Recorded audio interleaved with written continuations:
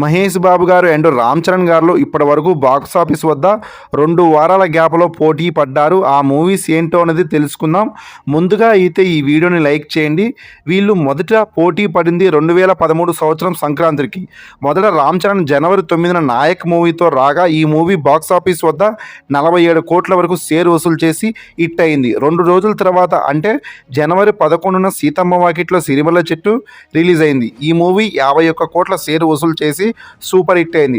తర్వాత next year 2014 ఎవడు మూవీతో రామ్ చరణ్ రాగా మహేష్ బాబు గారు వన్ నేనొక్కడి మూవీతో వచ్చాడు. ఎవడు మూవీ 47 కోట్ల వరకు షేర్ వసూలు సాధించి సూపర్ హిట్ అయింది. 31 కోట్ల వరకు షేర్ వసూలు చేసిన వన్ నేనొక్కడే మూవీ అయితే బాక్స్ ఆఫీస్ వద్ద ఫ్లాప్ అయింది. మళ్ళీ అదే ఏడాది చివరిలో రామ్ చరణ్ గోవిందుడు అందరివాడు మూవీతో రాగా మహేష్ బాబు గారు ఆగడు మూవీతో వచ్చాడు.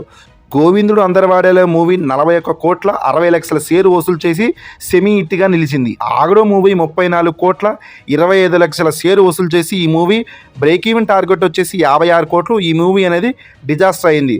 తర్వాత 2018 సంవత్సరంలో సమ్మర్లో పోటీ పడ్డారు. రామ్ చరణ్ రంగస్థలం మూవీతో రాగా మహేష్ బాబు గారు భరత్ అనే నేను మూవీతో వచ్చారు. రంగస్థలం మూవీ బాక్స్ ఆఫీస్ వద్ద 123 కోట్ల 60 లక్షల షేర్ వసూలు చేసి మూవీ అనేది నాన్ బాహుబలి ఇండస్ట్రీ హిట్ అయింది. భరత్ అనే నేను మూవీ 92 కోట్ల వరకు షేర్ వసూలు చేసింది. బాక్స్ ఆఫీస్ వద్ద ఎబోవ్ యావరేజ్గా ఆడింది. ఈ movie world wide theatrical business వచ్చేసి 100 కోట్లు. ఇక నెక్స్ట్ వీళ్ళిద్దరూ పోటీ పడ్డది 2022 సంవత్సరం. రామ్ చరణ్ గారు మెయిన్ లీడ్ కాకపోయినా గెస్ట్ రోల్ చేసిన ఆచార్య మూవీతో రాగా మహేష్ బాబు గారు సర్కార్ వారి పాటతో మూవీతో పోటీ పడ్డారు. ఆచార్య మూవీ బాక్స్ ఆఫీస్ వద్ద 46 కోట్ల 41 లక్షల షేర్ వసూలు సాధించింది. ఈ సినిమా అనేది బాక్స్ ఆఫీస్ వద్ద ట్రిపుల్ డిజాస్టర్ అయింది. సర్కారి వారి పాట మూవీ 104 కోట్ల వరకు షేర్ వసూలు చేసింది. కానీ ఈ మూవీ బాక్స్ ఆఫీస్ వద్ద యావరేజ్ అయింది. ఈ మూవీ యొక్క బిజినెస్ వచ్చేసి 125 కోట్లు షేర్ వసూలు చేస్తే ఈ మూవీ బాక్స్ ఆఫీస్ వద్ద హిట్ అవుతుంది. కానీ ఈ మూవీ అనేది 104 కోట్ల వరకు షేర్ వసూలు సాధించి ఈ మూవీ అనేది బాక్స్ ఆఫీస్ వద్ద యావరేజ్ అయింది. రామ్ చరణ్ గారి మూవీస్లో కానీ మహేష్ బాబు గారి మూవీస్లో కానీ మీ ఫేవరెట్ మూవీ ఏంటో అనేది కామెంట్ చేయండి.